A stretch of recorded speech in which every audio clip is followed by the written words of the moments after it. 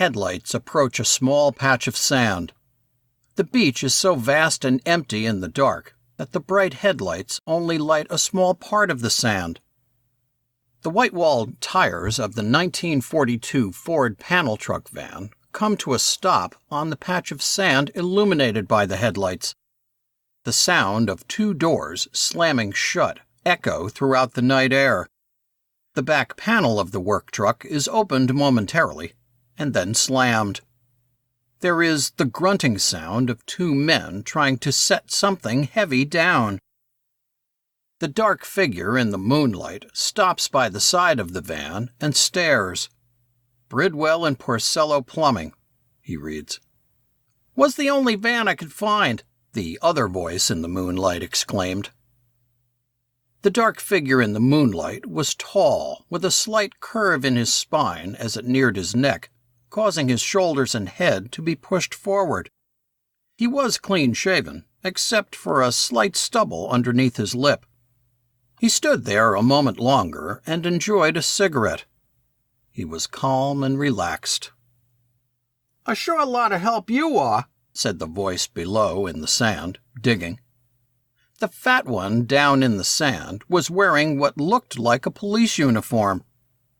Upon closer inspection, something he counted on being a rare occurrence, would prove to be nothing more than a costume security uniform. The uniform was disheveled and untucked as he hurriedly dug with his hands and a shovel-shaped rock he had grabbed. The tall man chuckled. "We have all night. I'm in no hurry." He took out his cigarette and admired it with his arm extended. "Besides, no one comes to this part of Los Angeles, unless you're trying to pump an oil derrick. El Segundo is not exactly teeming with tourists." The fat man looked up from the shallow hole he had dug to this point and saw the oil derricks spotting the horizon like towers for what seemed like miles. "I still don't want to be doing this all night," he exclaimed, while he resumed digging. The tall man extinguished his cigarette on the side of the van, leaving a small ash mark on its side. He pointed his finger down at his accomplice. "You dummy, you're not even digging in the right spot." He chuckles. "Our spot is at least 10 feet closer towards shore. Look how close the water is to where you're digging. We were farther away from the water last time." "You dumb country bumpkin." The fat man laughs, only long enough to pause from his furious digging for a moment. He resumes digging. "Tides," he says, barely able to say it without laughing. "This is high tide. Water shouldn't get much closer." The hole in the sand was being dug near a rock pile formation that started on the beach near the small road they had used to cut onto the sand and went out 50 feet into the water. The rock was surrounded by soft beach sand and was no more than 8 feet high in any spot. The hole was being dug sideways, as if trying to get underneath one of the larger boulders.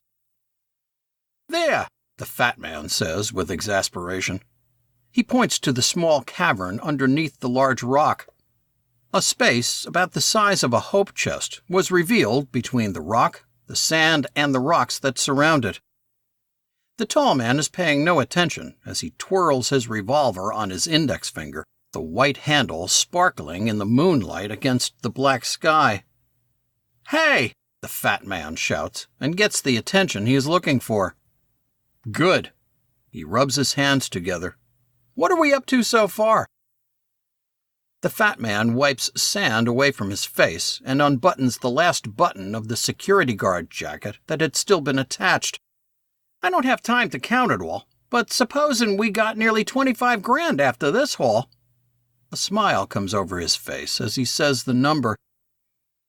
The tall man jumps down into the hole as the fat man pulls out a dented and slightly rusted metal box, the size of a single drawer of a filing cabinet. The tall man reaches back onto the sand above him and slings the burlap sack into the dugout pit. "So, what's the number? I want to know right down to the dollar what we've got." "Ah, now you've done it," the fat man exclaimed in frustration. "You done gone and made me lose count.